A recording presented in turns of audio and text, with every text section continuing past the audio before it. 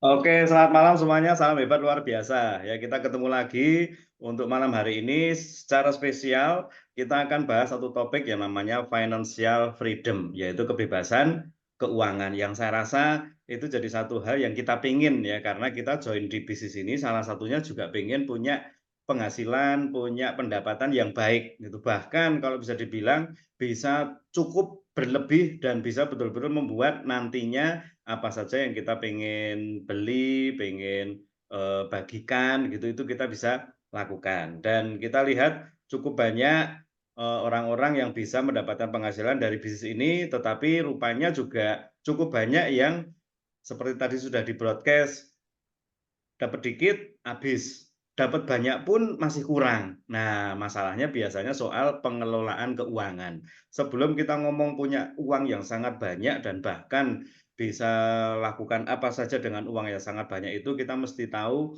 apa yang menjadi dasar untuk kita bisa mengerti bagaimana cara mengelola keuangan. Dan saya sudah minta kemarin sama Bu Novi untuk siapin materi yang saya lihat Bu Novi memang satu pribadi yang saya juga belajar banyak banget dari beliau, dari apa yang sudah dilakukan ya, bukan hanya dibicarakan atau diteorikan, tapi betul-betul sesuatu yang dipraktekkan. Saya sendiri melihat Bu Novi punya satu pola atau mindset tentang keuangan sangat baik, dan bahkan beliau juga bisa ngalamin kalau saya boleh bilang cukup freedom, dan sekarang beliau akan berbagi untuk kita semuanya. Ya harapannya kita yang sudah bekerja keras, kita yang sudah lakukan yang terbaik di bisnis ini, kita mendapatkan hasil yang PT KK Indonesia juga sudah bagikan banyak sekali, kita juga harus sampai di tahap bebas waktu dan finansial. Ya, nah kita sekarang bahas tentang finansial terlebih dahulu. Oke ya, saya sebelum serahkan pada Bu Novi, saya akan share screen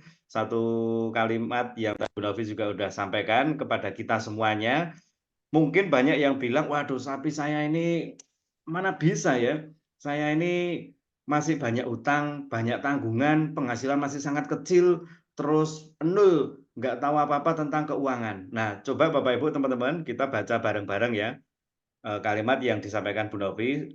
Semakin cepat kita menerima kenyataan dalam hidup kita, semakin cepat pula perkembangan dalam hidup kita. Kalau kita aplikasikan ke apa yang akan kita bahas malam hari ini, pokoknya terima dulu diri kita apa adanya.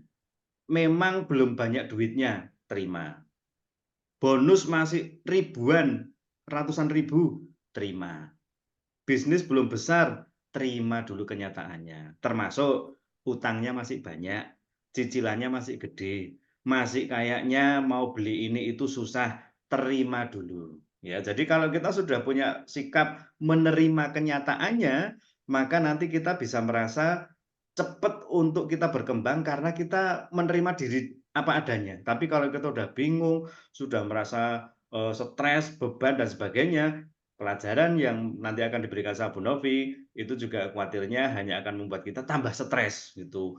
Kan Cak Lontong bilang hal yang paling susah dalam mengelola keuangan adalah kalau nggak ada uangnya, ya toh. Nah, kita jangan stres dulu gitu. Memang uangnya nggak ada nggak apa-apa gitu. Kita terima dulu kondisinya dan mari kita sama-sama simak pelajarannya apa yang akan disampaikan oleh Bu Novi untuk kita bisa lebih paham bagaimana setelah saya punya penghasilan, saya bisa mengalokasikan dengan benar dan step-stepnya apa. Kita sambut bersama pembicara kita malam hari ini, Crown Star Director Ibu Novi Farhah.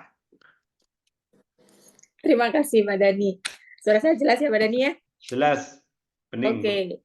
Selamat malam untuk semuanya, sehat selalu untuk Anda semuanya ya.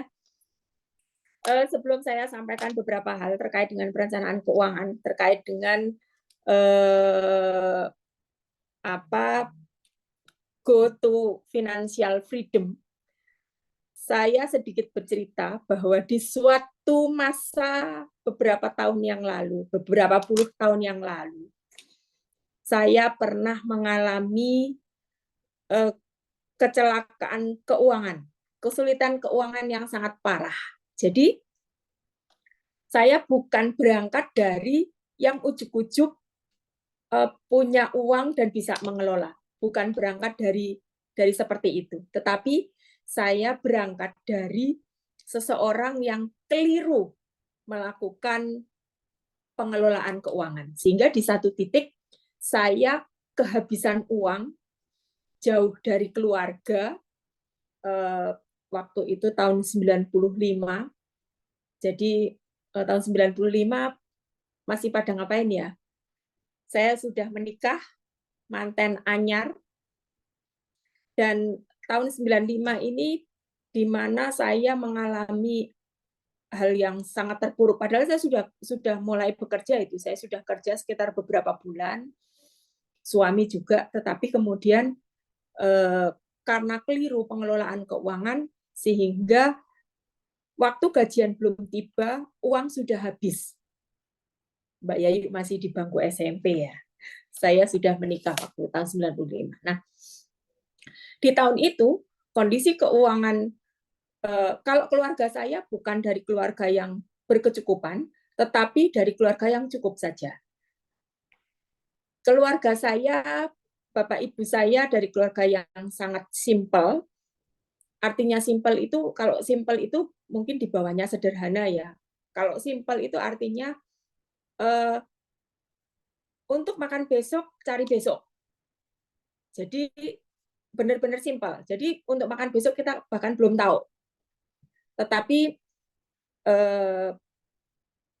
kekuatan spiritual itu sangat luar biasa. Itu yang membuat tertanam dalam diri saya. Dan kondisi keuangan keluarga mertua saya itu sangat yang kalau menurut saya itu di luar jangkauan. Karena pada saat itu ketika saya mempunyai gaji 750.000 tahun 95, mertua saya gajinya sudah 32 juta. Tahun 95 loh itu. Nah, itu membuat saya merasa tidak terjangkau. Tetapi saya tidak merasakan gelap mata. Saya dengan suami tidak merasakan, tidak ingin bergantung. Artinya ketika orang tua saya dalam keadaan yang kaya raya, saya tidak akan bergantung dengan orang tua saya. Dan itu saya tanamkan kepada anak-anak saya. Yang sampai hari ini anak-anak saya tidak buat, meskipun misalnya nih, anak-anak saya minta dibelikan A, B, C, D, saya bisa, saya tetap A, B, C, D itu untuk membeli sesuatu, itu pastikan mereka kalau mau minta sesuatu itu dengan proposal. Ada pendahuluan, kemudian fungsi ketika dia akan minta dana itu fungsinya apa, secara baik secara spiritual maupun secara materi itu dia keuntungannya fungsinya apa. Jadi anak saya kalau mau minta uang di luar uang bulanan, karena saya kasih uang bulanan dan dia wajib punya tabungan, anak-anak saya, dan mereka bisa melakukan. Tapi kita memang betul-betul tanamkan disiplin sejak dini. Nah, itu membuat anak-anak saya juga sudah mulai mengatur manajemen keuangannya sejak dini. Saya harapkan ketika saya nanti menyampaikan banyak hal terkait dengan manajemen keuangan, perencanaan keuangan, Anda yang belum memulai, berarti besok sudah memulainya dan mulai mendisiplinkan diri. Tidak mudah, tetapi ketika kita terbiasa, maka semuanya akhirnya akan menjadi hal yang enteng. Bukan lagi sesuatu yang tertekan, tetapi menjadi satu habit yang aku memang seperti ini, ya. Jadi dulu saya tidak bisa makan dan saya tidak boleh itu terjadi. Yang saya lakukan adalah dalam waktu 1 minggu menunggu saya gajian, saya harus dapatkan uang dari apa yang ada. Sebetulnya ini kita sudah banyak belajar dari Pak Dhani ya. Membuat apa yang ada, apapun yang ada kita miliki ini, kita manfaatkan untuk membuat apa yang tidak ada menjadi ada. Itu saya juga pelajaran ini, saya pernah lakukan itu. Jadi waktu itu saya cuma punya terigu, punya telur, tidak punya santan, tapi saya punya uang mungkin sekitar 12.000, padahal masih seminggu lagi harus gajian. Jadi kalau saya tidak mengolah apa yang ada untuk mendapatkan uang, maka saya mungkin harus puasa selama 1 minggu. Jadi ada telur, ada terigu, saya beli santan, saya buat bolu kukus waktu itu dengan modal 12.000 dan dengan bahan yang ada. Akhirnya saya hari itu saya dapatkan uang 75.000. Dari 12.000 jadi 75.000, dan 75.000 itu saya sudah dapatkan kembali telur sama terigunya. Besok saya buat lagi, saya dapatkan lagi, saya bisa makan, akhirnya seperti itu. Setelah itu 1 minggu saya lakukan itu, tetapi itu membuat saya, karena saya kerja, jadi pagi saya kerja ke kantor, nanti sebelum kerja ke kantor saya buat bolu kukus dulu, kemudian saya kerja ke kantor, kemudian pulang dari kantor jam 5 sore, habis maghrib saya ngelesi anak-anak, ngelesi matematika, fisika, kimia waktu itu di Kalimantan. Jadi saya full, capek luar biasa. Tetapi saya ini kita harus berjuang. Jadi saya kompak dengan suami, ini kita harus berjuang, kita harus menghabiskan waktu kita untuk ekonomi kita. Suami saya sebetulnya mengusulkan, udah pinjam ibu saja. Kalau cuman butuh uang paling-paling 50 juta saat itu sebetulnya angka yang kecil. Tetapi saya sarankan ke suami tidak. Ketika 1 kali saja kita minta atau pinjam, itu akan menjadi kebiasaan, akan menjadi awal yang buruk. Tetapi ketika kita di awal, ayo, kita lakukan saja yang bisa kita lakukan untuk mendapatkan hal little by little, sedikit demi sedikit, maka di satu titik kita akan menjadi orang yang sangat mandiri, dan kita akan terbiasa untuk melakukan semuanya bahkan tanpa merepotkan orang lain. Jadi saya selalu bilang, kalau kita tidak bisa membantu, kita tidak perlu merepotkan. Sehingga waktu itu saya tidak bisa membantu apapun untuk mertua saya, karena mertua saya dalam keadaan yang sangat-sangat berlebihan. Sementara kalau saya pada saat itu sangat mudah, Bu, saya pinjam uang 50 juta misalnya, dan saya tidak kembalikan, itu akan membuat mental saya tentu akan rusak, dan saya tidak yakin hari ini akan seperti ini. Kalau waktu itu saya mengambil keputusan bodoh.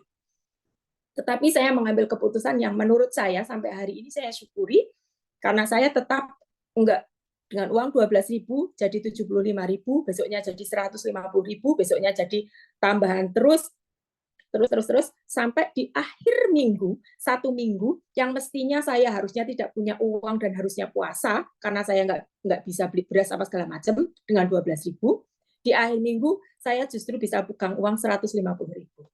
Dan sejak itu saya mulai, oke, kita tidak boleh lagi mengalami hal ini.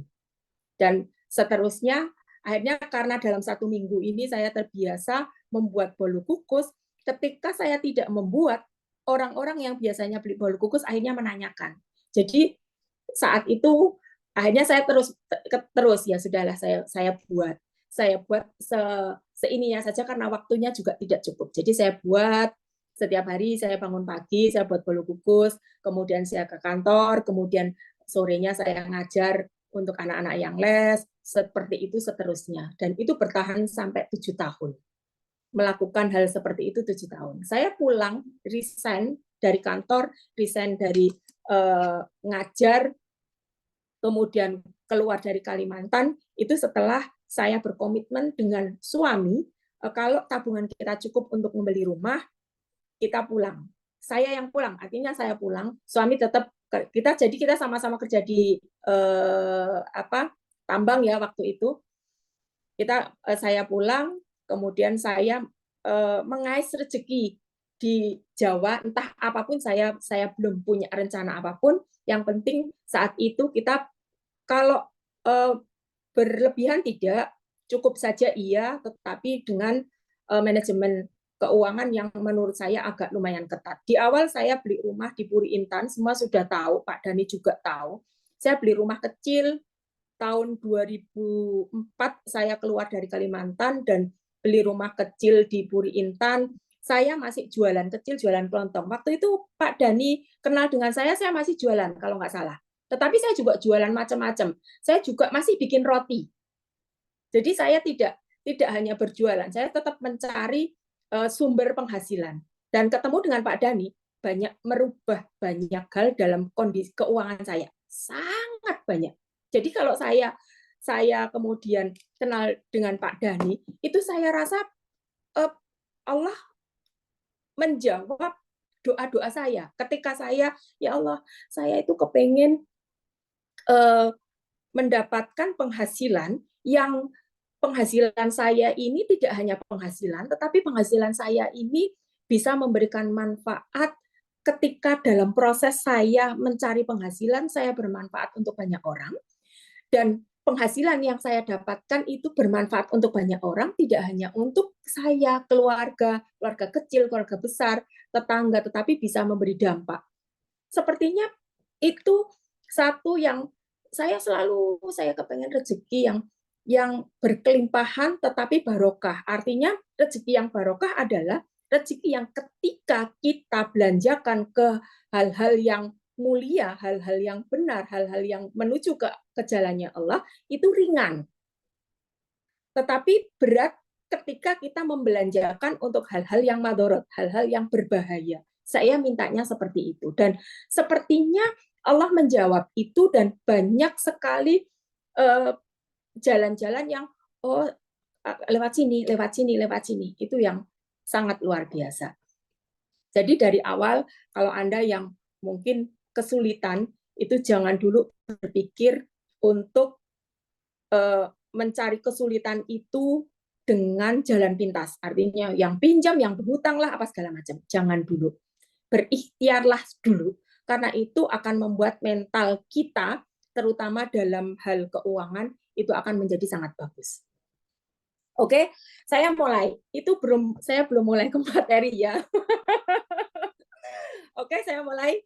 Mungkin boleh sedikit ini ya Pak, dari yang slide yang pertama, kedua itu mungkin bisa. Pertama dulu ya, perencanaan keuangan. Perencanaan keuangan itu ini mungkin ini karena saya membuat ini berdasarkan pengalaman yang saya pakai. Jadi mungkin akan berbeda karena banyak orang yang pakai 50 20 10. Jadi 50% itu dipakai untuk kebutuhan, 20% dipakai untuk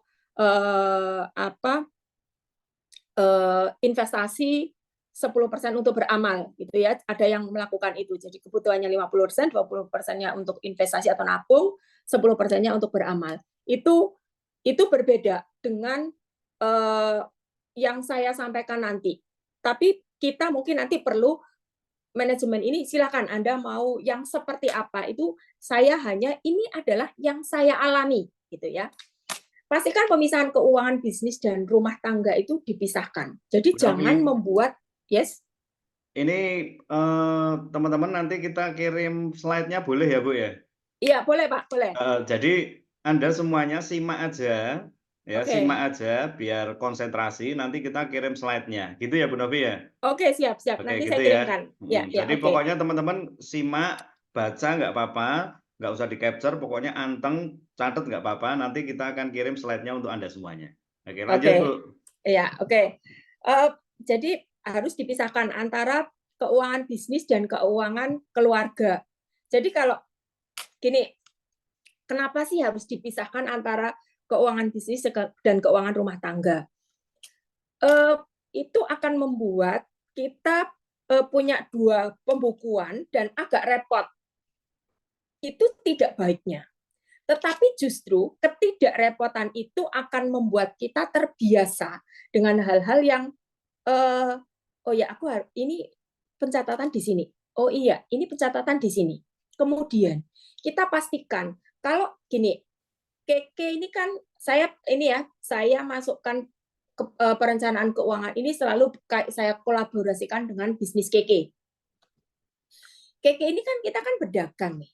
Kita ini kan sebetulnya kan berbisnis. Artinya ketika kita melakukan bisnis, itu kan pasti kita punya modal, kita pasti kan keluarkan modal. Nah, jadi tentukan di awal, aku mau punya modal nih 1 juta misalnya. Tidak perlu banyak kok kalau mau jualan di KKD. Yang penting satu, kita jangan berhenti. Jadi 1 juta ini, saya sering ajarkan, uang 1 juta di awal bulan itu bisa menjadi 20 juta dalam waktu mungkin tidak sampai 1 tahun, bahkan beberapa bulan saja bisa menjadi 20 juta. Asalkan kita bisa pisahkan antara keuangan bisnis dan keuangan rumah tangga. Yang menjadi pada akhirnya, kita rasanya kok aku omsetku banyak, keuntunganku banyak. Tapi kok barangnya nggak ada, uangnya nggak ada. Karena apa? Karena tidak ada pemisahan. Jadi habis jualan, kemudian dipakai untuk beli pulsa. Habis jualan dipakai untuk beli bensin. Itu yang pada akhirnya uang habis, barang habis. Kok barangku habis, omsetku banyak loh. Tapi barang entek, duitnya nengdi. Itu yang saya sering loh saya ketemu. Mbah, loh saya bingung loh kok bisa embo. Apa uang bisa menguap? Itu kan, itu saya sering. Ayo siapa yang sering bilang sama saya, uang habis, barang habis. Itu sering. Itu kan, loh salah, itu saya sampai duitmu menguap. Karena uangnya, barangnya habis loh. Ini harusnya omset. Nah, karena apa? Karena tidak ada pemisahan. Kalau tidak ada pemisahan, saya bisa pastikan, ya saya juga Realme C2. Ya iya, jadi karena apa? Uang habis, barang habis, karena sebetulnya tidak ada pemisahan antara uang bisnis dan uang rumah tangga. Tapi kalau kita bisa pisahkan nih, uang kita punya modal nih 1 juta. 1 juta ini aku pakai untuk beli 2 paket nates. Setelah laku 1 juta ini aku beli 2 paket nates, laku semua dan lakunya ecer. Kalau 2 paket nates saya beli modal 1 juta, 1 juta ini meskipun ada sisanya kan 2 paket nates kan cuma 465 nih. 465 kan berarti tidak sampai 500.000. Kan berarti masih ada uang 70.000. Mestinya 71.000 sisanya. Kita masih pegang nih 71.000. Kalau 1 juta dipakai buat beli 2 paket nates, 71.000 ini jangan gatel untuk beli cilok. 71.000 bukan uangmu loh. Ini duit bisnismu, ini duit perusahaanmu. Jadi masukkan aja dompet hijau. Saya nggak tahu Anda punya dompet apa enggak. Tapi mestinya ada dompet hijau sama dompet merah. Dompet hijau adalah dompet untuk keuangan bisnis, dompet merah adalah dompet untuk keuangan rumah tangga. Masukkan ke dompet hijau. Jadi dompet hijau ini tidak boleh dipakai untuk yang mestinya dikeluarkan dari dompet merah. Nah, 71.000 ini simpan. Ketika 2 paket nates ini habis dalam waktu 1 minggu misalnya, nah itu sudah ada dompet hijau. Dalam waktu 1 minggu nih, 2 paket nates itu habis. Berarti kalau misalnya kita jual eceran, maka kita akan dapat keuntungan sekitar 100 sampai 150.000. Berarti harusnya sudah dapat 1 juta, kalau ditambah 71.000 ini, 1 juta tambah sekitar 300.000. 1.300.000 dalam waktu 1 minggu. Kita beli produk lain lagi, natesnya masih tetap beli, tapi kita tambah produk lain lagi. Di akhir bulan, 1 juta ini bisa jadi 4 juta, 5 juta. Percaya saya, kalau ini tidak dipakai, masalahnya menjadi kacau ketika kemudian uang ini begitu laku dinggo ini, begitu laku dinggo itu. Nah, ini yang agak repot. Jadi ini yang saya sebut keuangan bisnis memiliki arus kas, itu yang seperti itu. Keuangan rumah tangga memiliki arus kas. Kalau keuangan rumah tangga sudah jelas, kita kebutuhannya apa, kebutuhannya apa. Terus kita harus punya target. Tentukan besaran keuntungan bisnis yang bisa dipergunakan untuk keuntungan rumah tangga. Misalnya nih, saya punya modal 1 juta. Saya mau pakai 1 juta ini, saya mau pakai keuntungannya, setiap keuntungan itu mau saya pakai mungkin separuhnya. Jadi misalnya keuntungan 300.000, maka 150.000 tetap masuk dompet hijau, 150.000-nya masuk dompet merah. Ini akan membuat bisnis Anda stabil. Percaya saya. Jadi keuntungan tidak dipakai seluruhnya.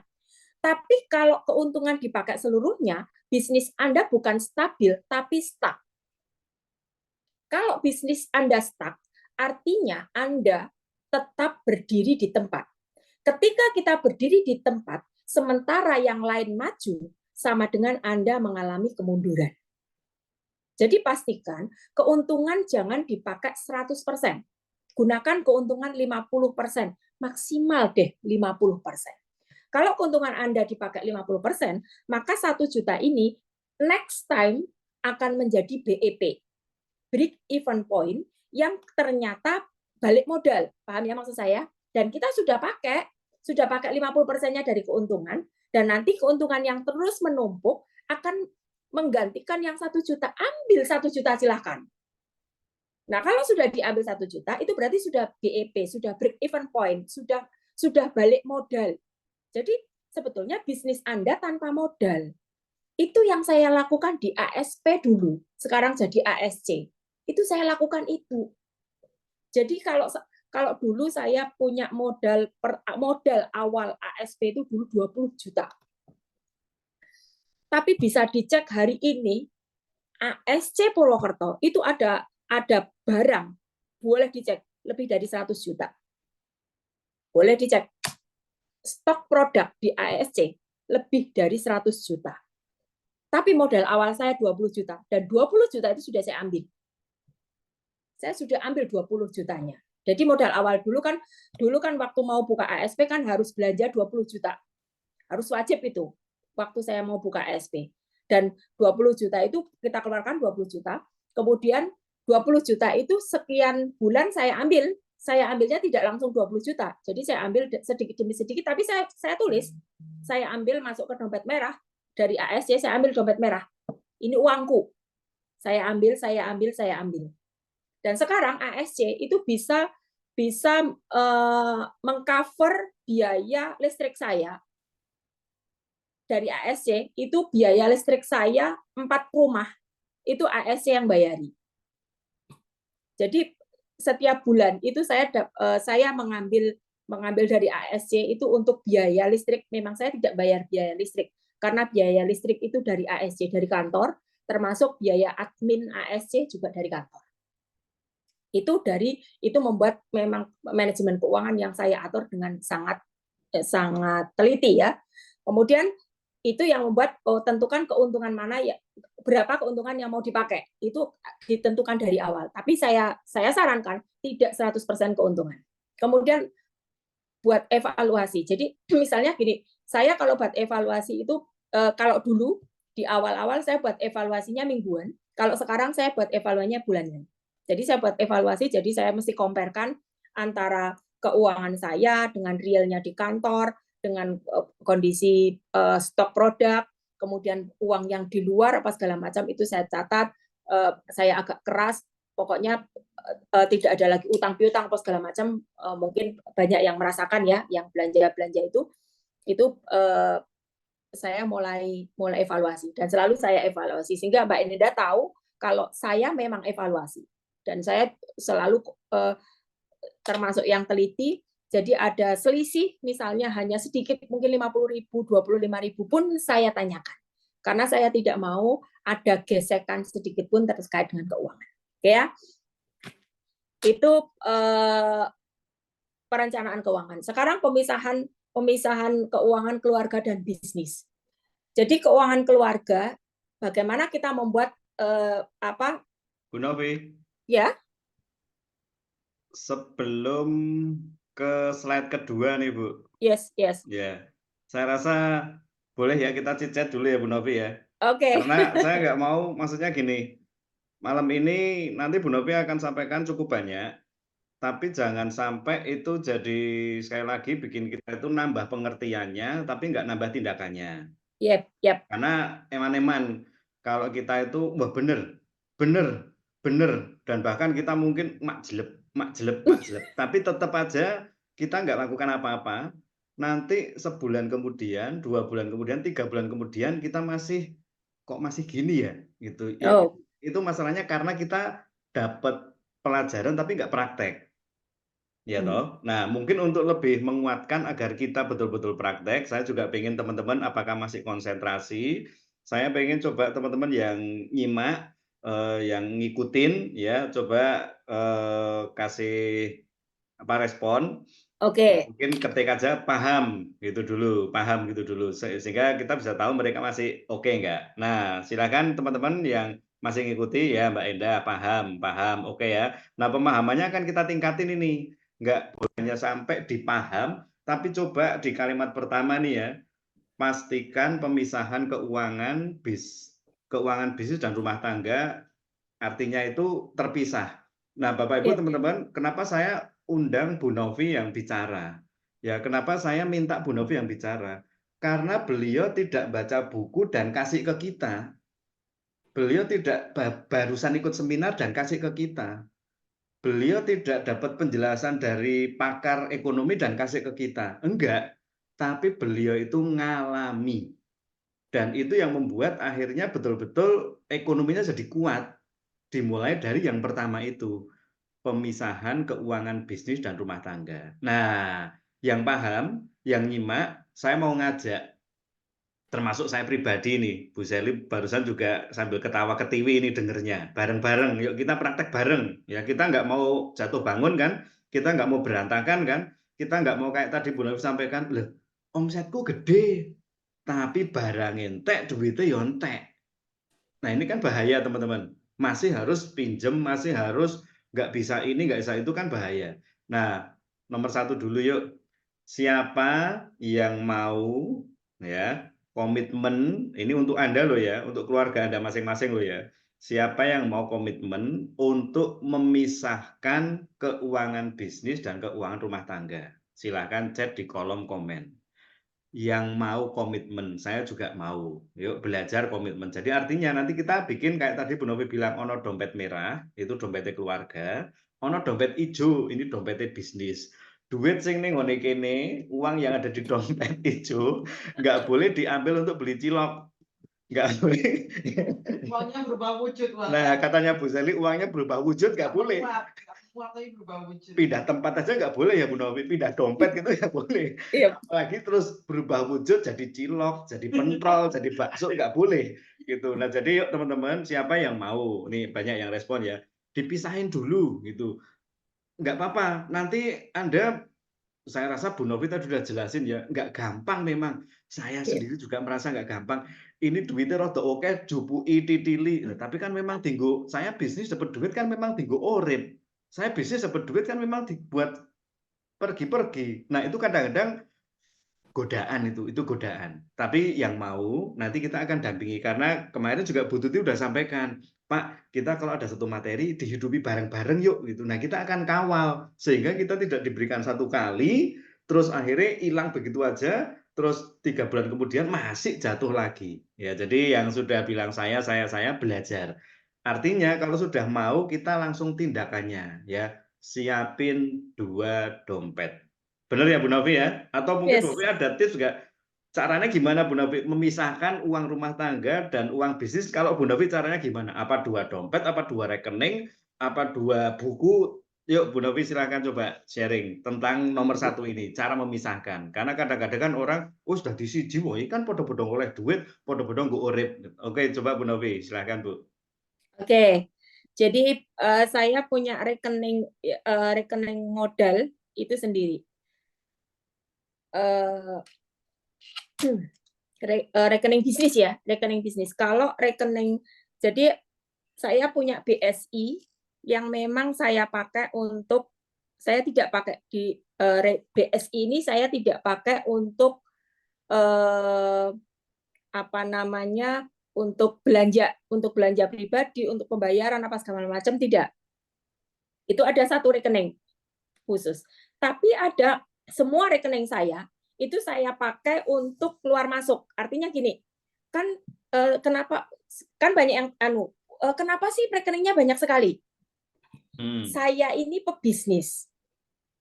Saya akan melayani customer sebaik mungkin. Saya akan mengakomodir customer sebaik mungkin. Sehingga ketika customer tanya, dulu saya punya rekening itu cuma BNI toh. Tapi banyak yang BCA Bu, Mandiri Bu, apa segala macam, BRI Bu. Loh, kalau nggak ada BRI ya udah nanti aja saya belanjanya. Nanti aja saya transfernya. Padahal berapa sih ongkos apa perbedaan rekening? Paling 2.500, dulu 6.500 memang. Ya. Jadi tapi mungkin mereka uang segitu cukup kalau misalnya mereka sering melakukan transaksi, berarti kan misalnya sehari dia transaksi 4 kali, berarti kan 6.500 kali 4. Oh iya juga, eman-eman juga. Karena 6.500 di sini bisa dapat telur 1/4 kilo. Ya enggak? Ya, jadi tidak menyepelekan hal-hal sepele. Jadi saya berusaha untuk memahami itu. Sehingga saya membuat semua rekening. Semua rekening saya buka. Kosong, waktu itu kosong. Semua saya buka rekening. Saya buka BNI, saya buka BRI, saya buka BSI, saya buka Muamalat, Permata, Mega, semua saya buka rekeningnya. Semuanya saya punya rekeningnya. Jadi kalau ada orang yang kalau nggak ada, saya besok aja tidak ada lagi alasan untuk tidak transfer hari itu. Aku duwe kabeh njalukmu apa? Tapi itu tidak saya pakai untuk simpan.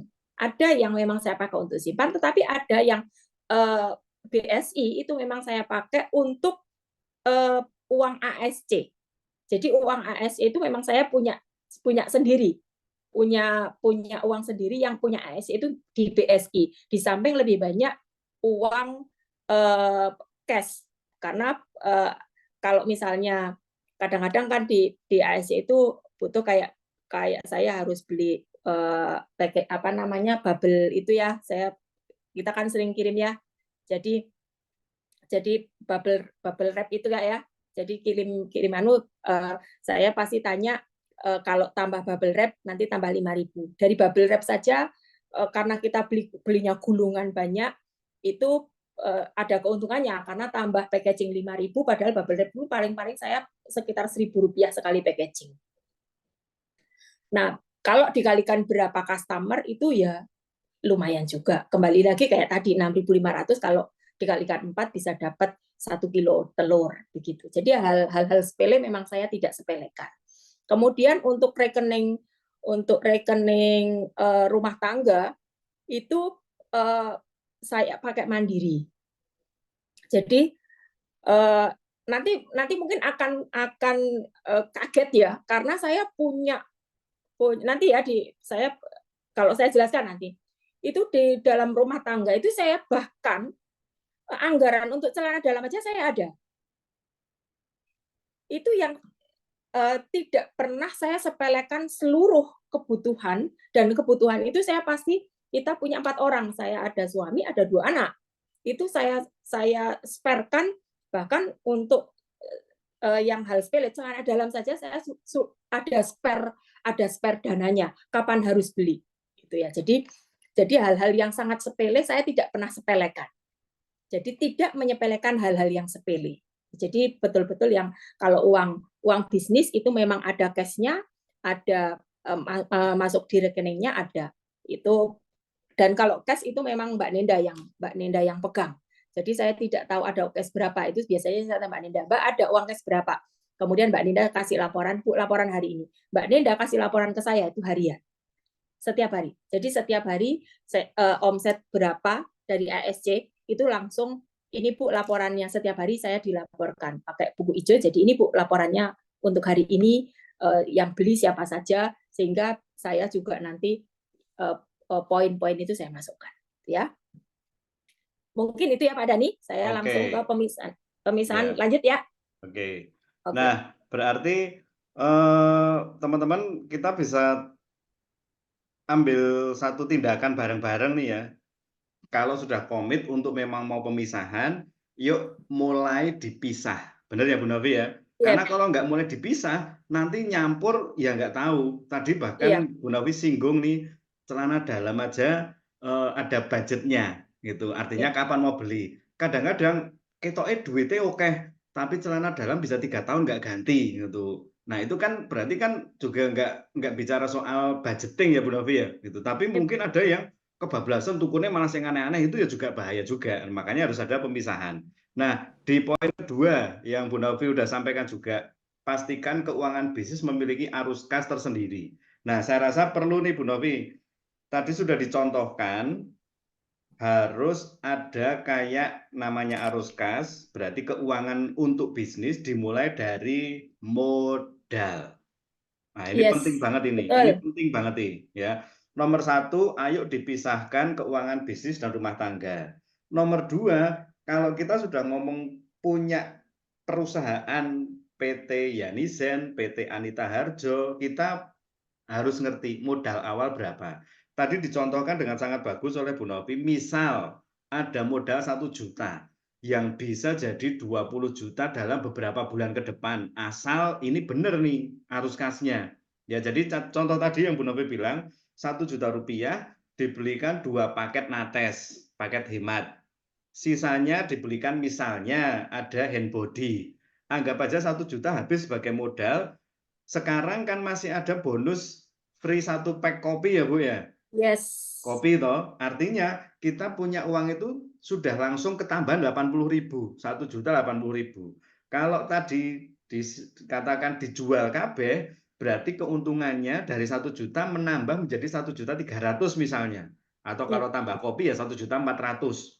Nah, 1.400.000 kita sudah lihat modalku 1 juta, dari 1.400.000 sekali lagi ora kena gatel. Hati-hati, 400 itu bukan uang yang langsung harus dihabiskan. Benar ya Bu ya? Gitu. Yep. Harusnya malah 400 mungkin bisa jadi, misal 400.000 itu 1 paket Merin kalsium, itu bisa. Atau Bekatul, itu bisa. Sehingga uang 1 juta bisa memang nambah terus. Nah Bapak Ibu teman-teman, di poin 2 ini saya mau ngajak, coba ya minimal, cari modal atau mulai dari 1 juta rupiah. Kalau misalnya nggak ada, sekarang Anda modalnya 0, kita demo, kita presentasi, kita rekrut atau sponsoring, itu akan ada tambahan uang dari bonus, lalu mulai dipisahin. Ini 1 juta, saya akan pakai untuk arus kas sendiri. Saya akan pakai untuk pencatatan sendiri di bisnis. Oke, jadi di slide ini saya rasa ada 2 poin yang perlu kita perhatikan. Benar-benar mari kita sama-sama pisahkan keuangan bisnis dan rumah tangga. Lalu yang kedua, modal yang mungkin bagi Anda yang merasa belum mulai dengan modal awal, cari modalnya dari mana, bukan cari kemana-mana, bukan, tapi dari jualan, kumpulin jadi modal yang nanti akan mulai awal ini saya akan catat gitu. Nah, mungkin poin terakhir, tentukan besaran keuntungan. Ini penting banget ini. Kalau kita sudah menentukan, berarti ceritanya seminggu, seperti yang sering Bu Nawi bilang, seminggu saya harus dapat uang 1 juta. Yes. Itu real yang Bu Nawi sering sampaikan. Seminggu saya butuh 3 juta. Seminggu saya butuh 5 juta. Kalau kita punya penentuan target duluan, maka sebenarnya itu akan membantu kita agar energi kita, tenaga kita, waktu kita itu bisa diarahkan ke sana. Nah, kalau sudah ngomong bicara target, saya rasa nggak boleh enggak. Ya, jadi teman-teman, poin 1 ini slide pertama itu udah padat banget nih gitu. Saya sih nggak yakin kalau kita bisa selesai semuanya nih Bu Novi. Tapi nggak masalah ya Bu Yep. ya. Ya, Karena yang bersambung penting, Pak. betul, yang penting itu ngerti dan bertindak. Ya. Atau perlu dibuka pertanyaan Bu Novi? Dibuat beberapa Boleh, silakan. Nih Bu Sherly Kalau misalnya, ya. usul dibuat beberapa sesi. Oh, boleh. Gitu. Kalau belum ada pertanyaan, ada catat dulu pertanyaannya. Bu Novi akan maju ke slide kedua. Saya rasa jangan terburu-buru ya Bu Novi ya. Enggak Slide apa-apa Pak. kedua, jangan terburu-buru. Seperti tadi udah bagus. Slide kedua, yuk kita lihat sambil kalau ada tadi keinget ada pertanyaan, silakan dicatat nanti bisa disampaikan. Oke, Yes. silakan Bu Novi menuju ke slide kedua. Oke. Kita masuk ke pemisahan keuangan keluarga dan bisnis. Ini murni yang saya jadi kalau Anda mungkin ini teori dari mana, itu saya bukan benar-benar yang otodidak. Saya tidak pernah, dulu saya pernah ikut kelas keuangan itu dulu, tapi waktu itu saya masih baru lulus SMA. Jadi oleh Xavier Senduk waktu itu, sebabnya saya ikut materi keuangan itu karena jadi dulu ada majalah, namanya majalah Kartini sama majalah Amanah.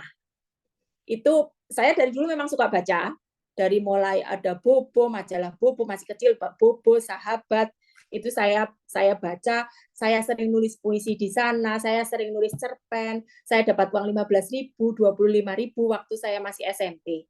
Itu memang dari dulu. Saya senang baca, senang nulis sampai sekarang. Jadi sekarang juga saya masih senang kalau waktu kosong saya sering nulis, kadang-kadang saya tuangkan dalam satu materi, saya buat PPT atau PowerPoint seperti ini gitu. Itu saya memang senang lakukan itu. Nah, ini juga pemisahan keuangan keluarga dan bisnis yang saya tuangkan di sini itu betul-betul yang autodidak, yang ini belajar dari mana kok. Jadi kalau misalnya mungkin ini karena ini cocok untuk saya. Jadi mungkin kalau ada hal-hal yang Anda ada pengalaman pada saat Anda melakukan dan ada pengalaman, itu akan menjadi tambahan materi lagi yang mungkin bisa kemudian next Anda yang sampaikan.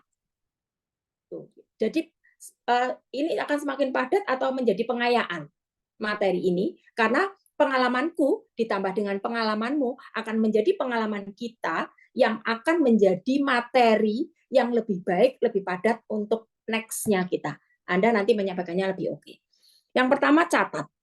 Tidak semua orang itu mau mencatat hal-hal yang remeh-temeh, hal-hal yang sepele. Tidak semua orang mau. Tidak semua orang suka. Masalahnya saya suka di sana. Saya suka tulis-menulis. Saya suka, senang pokoknya. Jadi mencatat itu saya senang. Semua hal-hal apapun saya mencatat. Kadang-kadang saya pas buka, ada catatan ini, saya baru dan saya senang. Setelah itu catatan ini akan menjadi satu hal baru lagi ketika saya baca mungkin 10 tahun yang akan datang. Saya catat terus keuangan saya. Jadi kalau dan sampai hari ini saya tidak buang buku-buku itu, kumpul sampai banyak karena sudah dari tahun 95 sampai hari ini. Itu sangat banyak. Mungkin yang 95-an sudah dibuang karena di Kalimantan ya. Jadi kalau yang nggak kepake, berarti mulai tahun 2004 saya pindah ke Jawa itu ada semua catatan-catatannya. Jadi semua hal-hal yang kecil pun saya catat, tapi pencatatan ini benar-benar yang ini saya catat. Ini memang dibutuhkan karena jangan sampai banyak orang yang ketika pegang uang, dapat uang nih, kadang-kadang kita misalnya nih suami dari kantor dapat bonus 20 juta di luar gaji, dapat bonus 20 juta dan habis dalam waktu 1-2 minggu, ketika ditanya nggak tahu 20 juta buat apa aja. Ini yang saya bingung. Teman saya tuh sering lakukan itu. Duitku entek tapi boneng di bae. Itu saya yang aduh, duit entek nih di bae itu ngeri.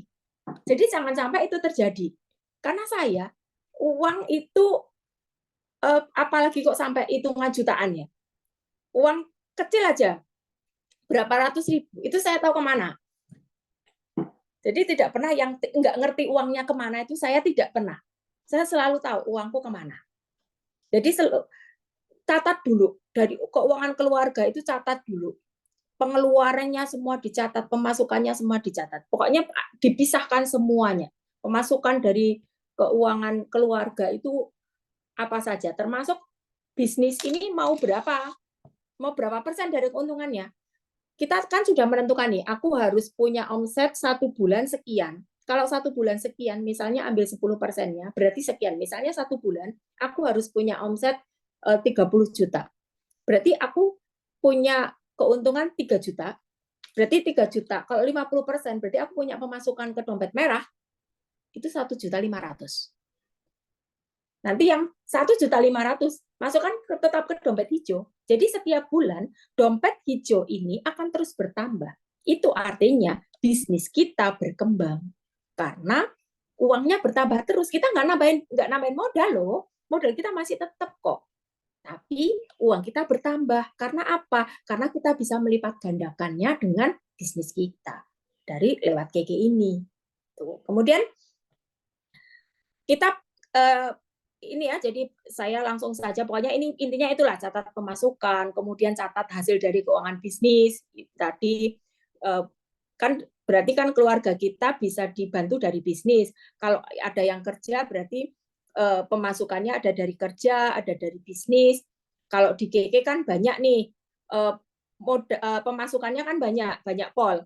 Keuntungan harian, keuntungan langsung ya, keuntungan langsungnya, kemudian Keke ini bisa dapatkan di samping dari keuntungan langsungnya, Keke juga bisa dapatkan dari bonus bulanannya, kemudian bonus ritonya. Kan ada nih bonus rito dapat dua tiket. Kalau bulan ini, periode ini, semester ini, dalam 6 bulan atau dalam 3 bulan, kita bisa dapatkan 1 tiket, 2 tiket, jangan mundur.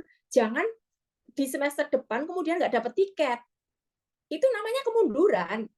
Jadi pastikan kalau hari ini misalnya nih yang sudah pernah dapat 5 tiket, kemudian semester depannya tidak dapatkan 5 tiket, itu namanya kemunduran. Loh, kenapa bisa 5 tiket? Kenapa bulan depan semester depannya nggak dapat? Padahal 5 tiket itu 30 juta. Itu duit loh. Jadi pastikan kita tidak hanya stabil, tetapi lebih terus meningkatkan effort kita. Kemudian ini ya, saya tadi sudah sampaikan kalau ini sih disiplin penggunaan tidak memakai modal. Jadi jangan pernah pakai modal. Toh gini, ketika kita sudah dapatkan modal, kita dapatkan modal dulu nih, dapatkan modal. Kita ingat, oh dulu waktu aku belum bisnis Keke, aku bisa hidup. Nah, artinya kalau kita punya bisnis dan kita mau punya modal, kan sebetulnya tidak ngaruh. Modal ini kalau tidak diambil kan yang saya bingung itu gini. Ketika dulu tidak bisnis Keke, kan kita nggak mengeluarkan modal. Kita nggak perlu modal. Tapi kita bisa jalan. Tetap bisa beli beras, tetap bisa beli pulsa, tetap bisa beli macam-macam. Nah, ketika bisnis Keke, kok modalnya diambil? Itu kan aneh maksud saya. Loh, yang dulu gimana? Waktu belum ada bisnis Keke itu dulu gimana sih? Gitu loh. Jadi bisnis Keke ini mestinya bisa menopang ekonomi supaya kita itu betul-betul yang tambah bisnisnya tambah besar, kemudian tambah lagi ada tambahan untuk menambah sumber dari pengeluaran kita sehingga kita lebih longgar. Kalau pemasukan kita besar, pengelolaan uang kita longgar, itu enak. Jadi nggak perlu kita kemudian kita butuh tapi tidak ada. Jadi itu yang kita memang membuat keuangan menjadi longgar itu butuh perjuangan. Betul-betul butuh perjuangan. Tapi percaya saya, kalau kemudian nanti ternyata kita bisa berhasil, itu ada saja ide-ide untuk menghasilkan uang. Percaya saya. Terus pokoknya bilang, oh no baik, ada aja. Ini ya, jadi fokus memperbesar bisnis, keuangan keluarga, kemudian keduanya saling support. Di sini juga saya tulis juga buat aturan berapa yang akan dimasukkan ke dalam pemasukan keluarga. Tentukan kalau tadi saya sampaikan 50% saya memang lakukan itu, 50% saya untuk keuntungan, 50%-nya masukkan modal. Tapi hari ini saya di Keke ini kan saya sudah 11 tahun. Jadi saya sudah 100% itu memang saya masukkan ke dompet merah. Hari ini 100% keuntungan saya tidak perlu lagi nambah modal. Karena sudah cukup modal yang di ASC ini ada produk itu sekitar 115 juta. Buat saya itu sudah cukup. Saya tidak perlu menambah modal di sana, saya cukup ambil seluruh keuntungannya untuk masuk dompet merah sampai hari ini. Jadi Anda di awal saja tidak semua keuntungan dipakai itu di awal saja. Saya di awal saja kok dulu. Tidak semua. Sama halnya ketika ada materi keuangan di luaran yang 50 20 10. 50 dipakai untuk pengeluaran pokok, kemudian 20 untuk investasi atau nabung, 10%-nya dipakai untuk 50%, 30%-nya 50%-nya untuk kebutuhan, kemudian ini kalau orang kerja ya, orang kerja 50%-nya untuk kebutuhan, 30%-nya untuk investasi, 20%-nya untuk beramal, ada yang begitu. Ada yang 50 40 10 gitu. Tapi itu kan kalau misalnya gajinya 10 juta. invest 10 juta, 5 jutanya untuk makan. Kemudian 4 jutanya investasi, 10 jutanya untuk amal. 1 jutanya untuk 10%-nya untuk amal, 1 juta berarti ya kalau 10 juta. Itu kalau ke pemasukannya 10 juta. Nah, tapi kalau pemasukannya 100 juta, apa ya 50 juta gomangan. Jadi itu tidak bisa menjadi acuan. Kalau 50, 40, 10 nggak bisa jadi acuan. Kalau 10% untuk amal, oke. Berapapun penghasilan kita tentukan untuk 10%. Tetapi di satu titik, mungkin kita akan merubah itu menjadi 50% untuk beramal. Ketika penghasilan kita sudah 100 juta, kita tidak perlu uang banyak-banyak kok. 50%-nya betul-betul kita gunakan untuk beramal. Artinya tidak harus 50 jutanya setiap bulan kita keluarkan untuk beramal. Kita bisa 50 pakai untuk bangun masjid. Itu kan sebetulnya 50% untuk beramal. Dan itu saya lakukan. Hari ini saya sudah di posisi yang 70% saya lakukan untuk beramal. 70% dari penghasilan saya lakukan, saya pakai untuk beramal. 70% dari penghasilan saya. Karena 30%-nya dari penghasilan saya cukup untuk untuk pengeluaran, untuk kebutuhan saya apa segala macam. Itu cukup. Jadi saya sudah di posisi yang 70% saya tidak saya gunakan untuk kebutuhan saya, tapi saya gunakan untuk halayak. Dan saya kumpulkan. Saya tidak keluarkan 70%-nya. Saya kumpulkan sendiri yang saya punya impian besar. Saya pengen bangun masjid, pengen bangun sekolahan, pengen banyak hal yang ingin saya sampaikan di sini. Oke ya. Jadi ini pemisahan itu intinya itu, pemisahan keluarga dan pemisahan untuk bisnis. Keduanya harus dipisah, tapi keduanya saling support. Jadi tidak bisa ketika kita dalam keluarga kemudian tidak mensupport bisnis dan di dalam bisnis tidak mensupport keluarga, tidak penting berbisnis. Di satu titik kita juga harus mulai pikir bahwa bisnis ketika kita menjual produk, di KK itu kan keren banget. Kita bisa menjual produk, kita bisa juga menjual jasa. Ketika kita menjual jasa, bahkan kita bisa tanpa modal. Kita hanya melakukan 1 kali modal, dan itu pada akhirnya akan terus menghasilkan. Itu yang investasi, yang real investasi itu sebetulnya itu. Kayak misalnya kita punya Silviang. Kita punya Silviang itu kita jual jasa. Dan kalau kita sudah punya cleansing dan segala macamnya, itu bahkan kita cukup menyisakan atau menyisihkan dari penghasilannya sedikit, lainnya bisa dipakai. Itu kalau kita jual jasa. Ketika kita jual jasa, itu hasilnya sebetulnya sangat luar biasa karena biasanya lebih dari 80% keuntungannya kita ketika kita bisa jual jasa. Dan sekarang ini saya sudah yang kepengen mungkin ini ya, karena ini benar-benar saya dari pengalaman, dari yang saya dapatkan, maka saya akan banyak yang saya lakukan. Saya begini kok Bu Novi saya terus. Saya tidak bisa ngambil contoh orang lain karena kasusnya saya alami, gitu ya. Saat ini kalau Anda ke Purwokerto, ke Safir, ASC agak porak-poranda karena tahun ini jadi resolusi 2024 itu saya sudah mulai jalankan. Tahun ini saya berencana untuk membangun 5 kamar kos-kosan di Safir. Kemudian di bawah saya buka krembat dan facial khusus produk KK. Saya tidak terima facial yang lain-lain. Saya pakai Silviang, saya pakai cleansing, saya pakai produk KK lah intinya. Kemudian krembat, tapi krembatnya itu saya treatment ke ketombe dengan BMC. Jadi saya ada treatment khusus untuk, jadi orang-orang berjilbab itu masalahnya biasanya di ketombe. Dan saya terima treatment itu.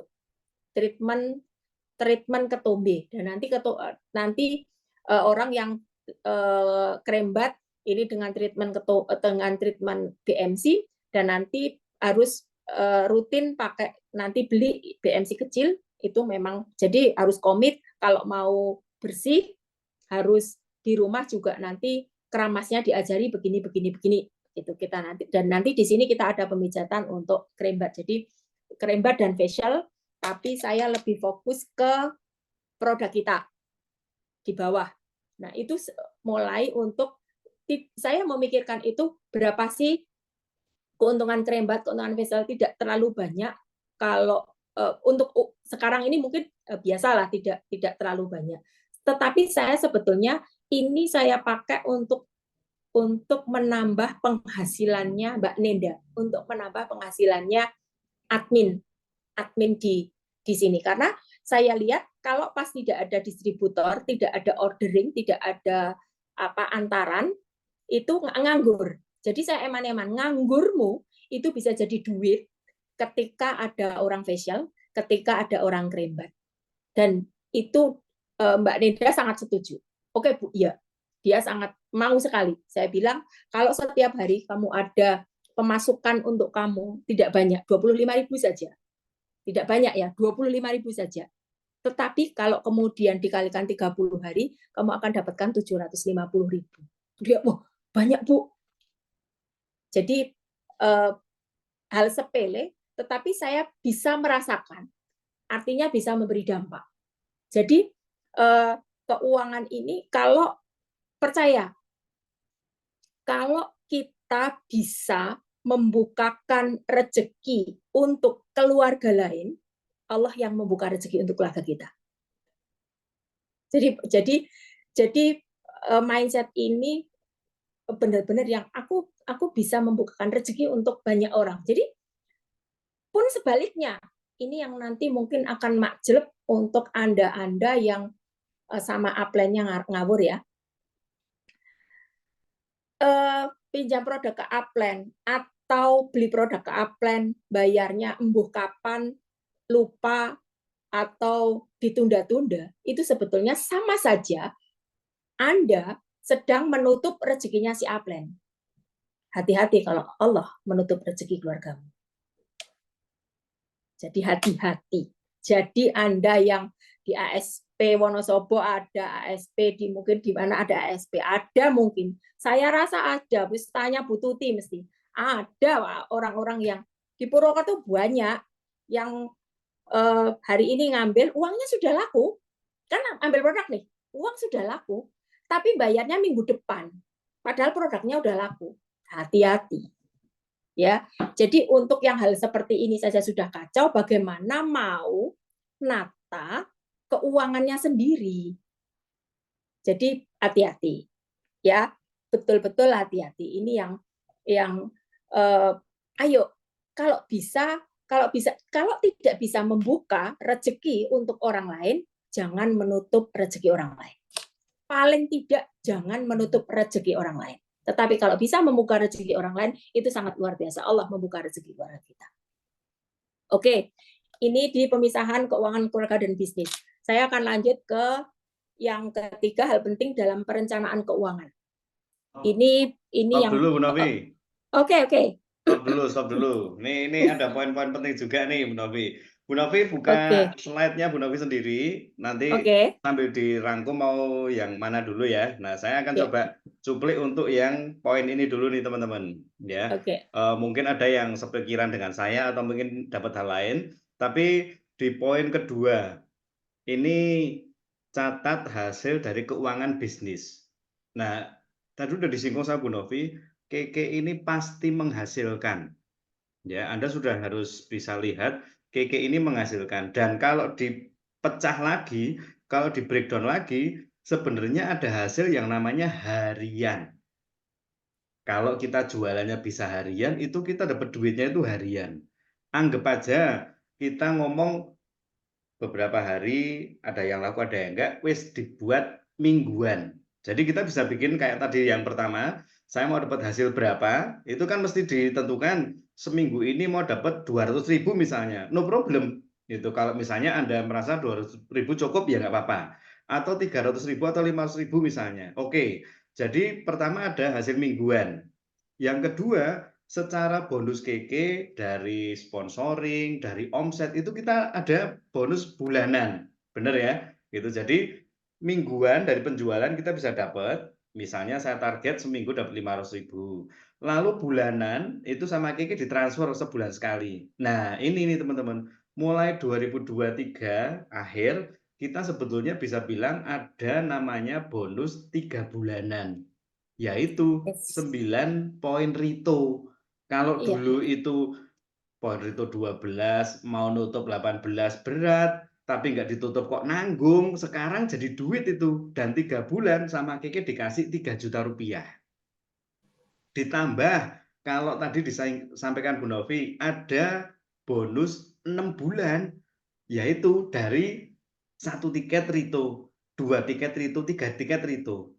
Ya toh, jadi kita boleh bilang mingguan kita ke cover, bulanan kita ke cover, masih ada tambahan uang untuk 3 bulanan, yang Bu Nawi tadi bilang, kalau sudah dapat 1 tiket, rodok aneh, akan aneh kalau periode depan malah nggak dapat. Gitu. Jadi Bapak Ibu teman-teman, dulu kutukannya adalah sekali keluar negeri kan terus keluar negeri. Ya ini mestinya Yes. berlanjut. Kalau Anda periode ini dapat 1 tiket, harusnya tiap periode minimal dapat 1 tiket.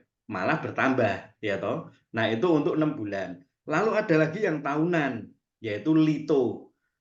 Itu nggak ngomong crown dulu ya, itu bisa sampai ke Lito 12,5 juta itu menurut saya juga lumayan. Apalagi kalau Anda udah mencapai posisi crown, itu akan ada tambahan lagi. Paling nggak 20, 30, 50 juta, bahkan lebih untuk setiap tahunnya. Jadi Bapak Ibu teman-teman, Anda yang lagi mikir, Keke hasilnya dari mana ya? Gitu. Secara periodik kita bisa terima mingguan, bulanan, 3 bulanan, 6 bulanan, tahunan. Nah, ini Bu Novi kasih dasar yang sangat bagus untuk keuangan dulu. Kita bakal dapat duit banyak. Pertemuan ke depan kita akan ajak Anda untuk langsung action cari uangnya. Ya, piye dodolan, piye oleh duit. Gimana jualan, gimana dapat duit. Gimana sponsoring, gimana presentasi, gimana promosi biar dapat duit. Tapi ini disiplin dulu, catat dulu. Kalau enggak kayak tadi, pinter jualan, omsetnya gede, produknya habis, uangnya habis. Uangnya yang diterima nggak tahu entah kemana. Nah ini juga bahaya. Karena kalau kita lihat goalnya, tadi yang Bu Novi sudah sampaikan, goalnya ketika di awal kita disiplin, dicateti, untung 100.000, 2.000 dicateti, nanti satu saat kayak Bu Novi udah bilang ya, keuntungan dari bisnis sudah sekarang diambil kabeh. Tapi diawali dari ketika awal-awal bangun, keuntungannya nggak diambil dulu. Jadikan produk, diambil dikit, jadikan produk, diambil dikit. Tapi sekarang sampai tahap untung piro tak pek kabeh. Itu nggak apa-apa. Nah, bagi Anda dan saya yang masih belum sampai di tahap untung piro di pek kabeh, jangan gatel. Ya, untung berapa masuk jadi bisnis dulu, sebagian untuk keluarga. Untung berapa masuk bisnis dulu gitu. Kalau sekarang kan Bunda udah di tahap untung berapa, wis saya nggak perlu posing, nggak perlu tak simpen-simpen lagi, wong modalnya wis cukup, ya toh. Untung berapa ya tak ambil KP, itu jadi hak Anda sepenuhnya. Dimulai dari disiplin. Oke, ini ada yang tanya atau ada yang komen nih? Oke, Wonosobo cash and carry good. Ya, jadi ini penting ya, tadi udah diingetin sama Bu Novi, untuk Anda semuanya ini kesadaran yang harus dibangun ya. Saya rasa cukup, silakan Bu Novi dilanjutin. Mau dihabisin atau mau di waktu ini Bu Novi? Gimana Pak? Ini hal penting dalam perencanaan keuangan itu sebetulnya materi intinya di sini. Itu Oke, tadi berarti belum Pak. kenapa? Jadi yang tadi itu baru prolog aja. Saya Prolog. belum masuk materi. Oke, berarti kita lanjut ya teman-teman ya. Komen dong, respon dong. Lanjut nggak? Karena tadi udah membuka hal yang baik, sekarang ke poin intinya. Tapi saya minta lebih konsentrasi. Wah, lanjut, habiskan. Lanjut tuh Bu Novi ya. Siap-siap ya, lanjut. Good. Ini demi keluarga kita, demi bisnis kita. Ya, karena kita udah ada di bisnis yang sangat bagus, kita ada di komunitas yang sangat bagus, dan kita sudah dapat pelajarannya, sekarang to the point. Oke ya, saya minta semuanya konsentrasi. Saya berikan waktu sepenuhnya di poin inti ini kepada Bu Novi. Silakan, Bu. Oke, hal penting dalam perencanaan keuangan. Ini jadi ini saya buat ini penting. Ini yang memang betul-betul kalau menurut saya harus lakukan. Dan saya akan kupas satu persatu. Mulai dari buat daftar pengeluaran, kemudian kenali kebutuhan dan keinginan ya. Kemudian tentukan skala prioritas, kemudian persiapkan investasi, tabungan, dana darurat. Kita mungkin nanti harus bisa bedakan mana investasi, mana tabungan, mana dana darurat. Kemudian kelola hutang dengan bijak. Boleh kita berhutang, tetapi harus bijak. Ngeri kalau kita sampai terbelit hutang, itu berbahaya. Sangat berbahaya, tidak hanya di kesehatan fisik, tapi juga mental. Kemudian komunikasikan dengan pasangan, itu penting, Paul. Jadi penting banget ini. Terus hitung pendapatannya, kemudian hitung pendapatan itu termasuk pendapatan itu dari mana aja, berapa, itu kita hitung. Kemudian atur pengeluaran dengan pendapatan kita. Kalau tadi buat daftar pengeluaran dulu di awal, tapi nanti yang berikutnya itu atur pengeluaran tuh berarti saya mengeluarkan ini, nanti saya dapatnya dari mana. Itu nanti kalau di kayak gitu bisa dikorelasikan. Kemudian buat evaluasi berkala. Oke ya, saya masuk ke daftar bagaimana buat daftar pengeluaran. Jadi ketika kita membuat daftar pengeluaran, semua tulis semua secara rinci. Jadi pengeluaran harian, pengeluaran kan ada nih pengeluaran harian kan ada, misalnya kita beli sayur itu harian. Kemudian bulanan juga ada. Kemudian BBM itu juga mungkin berapa hari sekali. SPP ini ya, di situ ini contohnya SPP belanja harian, kemudian akumulasikan ke bulanan, pulsa, WiFi, rekening listrik, BBM harian atau mingguan, kemudian semuanya diakumulasikan ke bulanan. Itu contoh-contoh. Jadi harus dibuat dan harus dibuat rinci. SPP anak pertama berapa, SPP anak kedua berapa, ya termasuk pokoknya semuanya.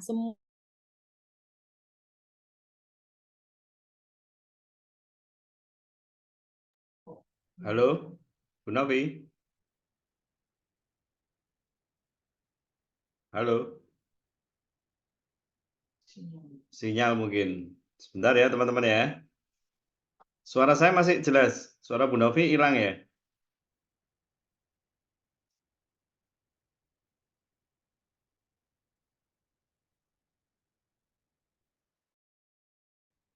Kalau Pak, oh ini Pak Dani datang lagi kali. Lanjut ya. Jadi SPP anak apa segala macam kita buat. Saya masuk ke yang kedua. Kalau sudah buat anggarannya, sudah buat pengeluarannya, Pak Dani sudah masuk lagi ya? Kalau sudah buat pengeluarannya, maka kenali kebutuhan dengan keinginan. Kita harus ngetik dulu, mana sih yang namanya kebutuhan? Kebutuhan itu makanan, tempat tinggal, kesehatan, pendidikan, itu kebutuhan. Itu memang wajib kita keluarkan. Kalau keinginan itu tidak wajib, karena itu menjadi tambahan dan tidak mendesak seperti hiburan, gadget, atau gaya hidup. Itu namanya keinginan. Kita harus bedakan itu, karena biasanya ini akan menjadi jebakan. Orang-orang itu kadang-kadang ketika punya duit lebih sedikit saja, langsung merubah lifestyle. Punya tambahan uang sedikit saja, itu tidak berpikir untuk investasi, tetapi justru malah yang tadinya pakai sepatu harga 200.000, besoknya sudah beli sepatu harga 1 juta karena pas dapat uang. Itu banyak yang terjebak seperti itu. Banyak orang lakukan itu. Sebetulnya ada nanti di satu titik kita harus bisa menyeimbangkan ya, keseimbangan namanya ikigai kalau menurut orang Jepang, kalau yang saya pelajari. Itu nanti ada waktunya. Jadi jangan kesusu, karena nanti pasti akan ada waktunya kita ada di posisi yang aman secara finansial. Itu nanti akan ada waktunya. Jadi jangan ke susu. Harus dikenali betul-betul kebutuhan dan keinginan, ya. Kemudian buat skala prioritas. Setiap bulan itu kita harus ngerti mana yang menjadi prioritas, baik dengan bisnis, kemudian pencatatan penjualan, kemudian kita betul-betul prioritaskan di dalam bisnis maupun di dalam rumah tangga. Kemudian tujuannya ini supaya apa sih buat skala prioritas ini? Supaya kita bisa mengalokasikan dana itu lebih efisien.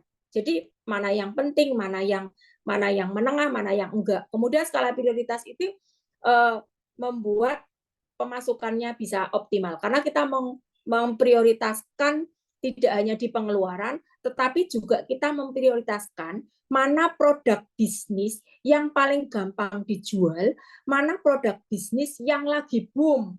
Kayak sekarang misalnya Milkrom. Jadi skala prioritas ini bukan hanya prioritas di pengeluaran saja. Saya memprioritaskan ini nih. Oh, ini pengeluaran yang penting tidak hanya di sananya, tetapi juga memprioritaskan di bisnis kita. Sekarang aku memprioritaskan untuk jualan si A, produk A, Milkrom nih, karena Milkrom satu dibutuhkan semua orang, mudah untuk sasaran marketnya mudah, kemudian keuntungannya besar, kemudian poin retonya gede, itu akan menjadi prioritas. Jadi membuat skala prioritas itu bukan hanya skala prioritas untuk pengeluaran, tetapi juga skala prioritas untuk memprioritaskan bisnis mana yang mau kita luncurkan atau bisnis mana yang bulan ini memang kita prioritaskan untuk lebih menambah omset kita. Berikutnya adalah persiapkan tabungan, investasi, dana darurat. Ini sudah saya lakukan dari tahun 96. Saya kasih contoh. Dulu tahun 96, mertua saya itu kalau dikasih uang 100.000 itu tidak ada manfaatnya sama sekali. Karena koyok selilit.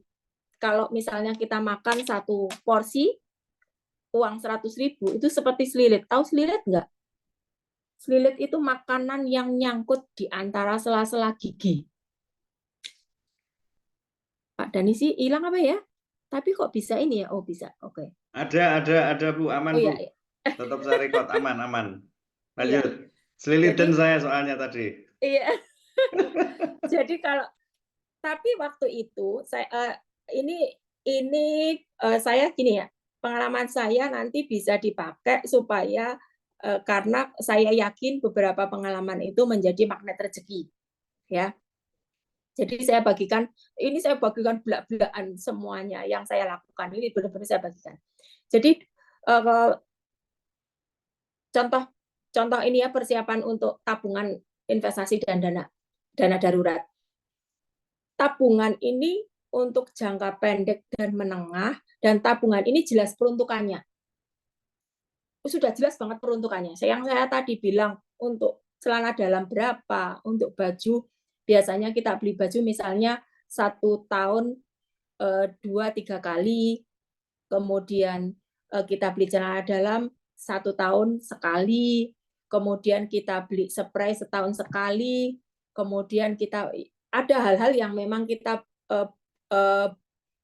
buat tidak setiap bulan kita keluarkan. Itu artinya tabungan. Tapi kita harus sparekan. Misalnya yang orang sering kemudian meleset adalah pajak kendaraan. Saya sering banget dengar saudara bahkan teman itu mau bayar pajak mobil 3 juta nggak punya uang. Saya heran, loh, mobil itu kan kita sudah tahu itu pengeluaran sudah tahu dari tahun yang lalu, ya enggak? Mobil belinya bulan Mei, berarti Mei tahun depan kita harus keluarkan uang untuk bayar pajak. Tapi pada saat bayar pajak nggak ada uangnya. Itu yang saya bingung. Loh kan kita sudah tahu, kayak SPP setiap bulan, itu kan kita sudah tahu. Sudah tahu kok nggak disiapkan. Kalau belum tahu, tidak siap, wajar. Sudah tahu loh.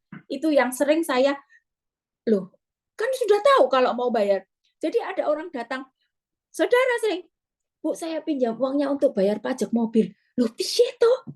Bayar pajak mobil kan tahun yang lalu kan sudah tahu mau bayar tahun ini. Kok dalam 12 tahun masa nggak dipersiapkan? Itu yang saya sering nggak, kok nggak logis banget orang ini gitu loh. Itu yang karena apa? Karena manajemen lagi-lagi. Karena keuangan lagi-lagi. Karena tidak diatur lagi-lagi. Jadi ini sangat penting. Saya mungkin akan lama di tabungan, investasi, dana darurat, mungkin saya akan lama. Saya kasih contoh yang paling simpel. Saya mungkin sangat menjaga, ini magnet rezeki. Saya sangat menjaga bagaimana orang tua saya itu tetap saya perhatikan meskipun tidak membutuhkan. Meskipun tidak membutuhkan. Orang tua saya tahun 96. Kalau saya kasih 100.000 setiap bulan, orang tua saya itu koyok selirit, saya tadi bilang. Makan satu porsi, satu piring, kalau dikasih 100.000, itu sama dengan saya kasih satu biji upo. Saya satu butir nasi. Kerasa enggak? Enggak kerasa. Jadi kalau saya waktu itu setiap bulan saya kasih 100.000, nih Bu, saya kasih 100.000, nih Bu, saya kasih 100.000. Buat saya itu sudah berat. Ya enggak? Loh, saya ini waktu tahun 96 itu gaji saya itu paling tidak sampai 1 juta. Suami juga sama 11-12. Kita berdua paling-paling tidak sampai 2 juta. 1,6, 1,7. Berdua tahun 96. Kalau saya sisihkan 100.000 untuk orang tua saya, buat saya itu hal yang lumayan berjuang. Ya enggak? 100.000 itu berjuang untuk saya waktu itu. Tapi untuk keluarga saya, itu untuk mertua saya, itu orang kanggo.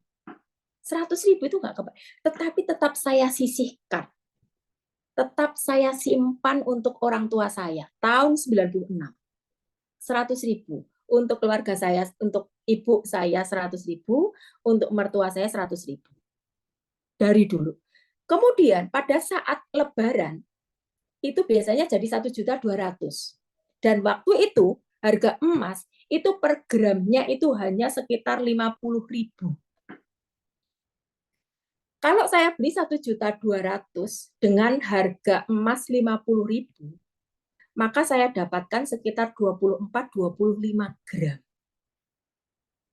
Anda bisa bayangkan 24 dan 25 gram saat ini itu harganya lebih dari 20 juta. Jadi waktu itu saya pakai setiap tahun saya lebaran saya kasih gelang ke ibu saya kasih cincin, saya kasih kalung. Dan itu menjadi sesuatu yang emas itu dari dulu menjadi sesuatu yang namanya logam mulia. Emas itu menjadi sesuatu yang mewah. Jadi meskipun saya berangkat dari tidak punya, tetapi saya bisa memberikan 20 gram, pernah 10 gram dalam 1 tahun itu pernah, 10 gram pernah, dan waktu itu 100.000, kemudian saya beli 500.000 aja lah. 500.000-nya saya pakai untuk beli oleh-oleh. Kembali lagi, jadi bukan karena saya peruntukannya ini untuk 100.000-nya ini untuk memang untuk keluarga di Jogja, ya 500.000-nya tetap saya gunakan untuk mereka juga. Tapi saya tidak dari spare dana yang lain, memang dari itu.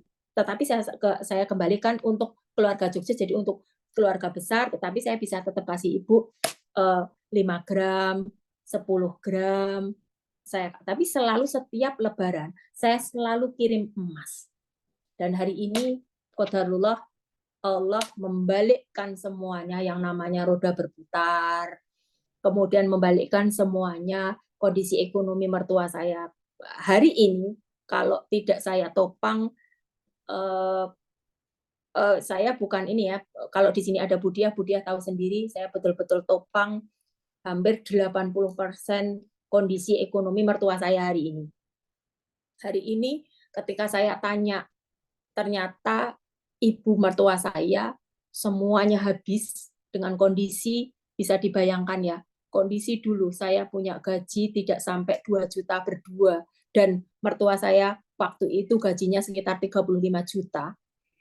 Itu hari ini saya menopang 80% pengeluaran mereka, dan Ketika saya tanya, semua tidak punya tabungan kecuali emas yang saya belikan year by year. Setiap tahun saya belikan emas. Tabungannya hanya itu. Itu artinya sebetulnya kita sudah membuat keluarga orang itu paling tidak meskipun tidak settle 100%, kita sudah membuat satu keluarga ini tidak hancur. Dan Allah juga menjaga keluarga kita. Jadi percaya saya ini adalah magnet rezeki. Kalau Anda memperlakukan orang tua Anda seperti raja, Allah yang akan perlakukan kita seperti raja. Percaya saya. Jadi ini yang satu hal yang saya harap bisa menginspirasi, karena ini saya sampaikan ke anak-anak. Bukan saya ingin balasan dari anak-anak, tidak. Tapi paling tidak nanti anak-anak akan punya mertua yang perlu diberikan perhatian seperti itu, karena nanti kembalinya adalah perhatian Allah kepada anak-anaknya. Ya, jadi itu yang betul-betul boleh. Bu Novi hanya cerita. Boleh tanyakan langsung ke mertua saya. Boleh, kalau ada Budia nggak tahu ikut kelas apa enggak.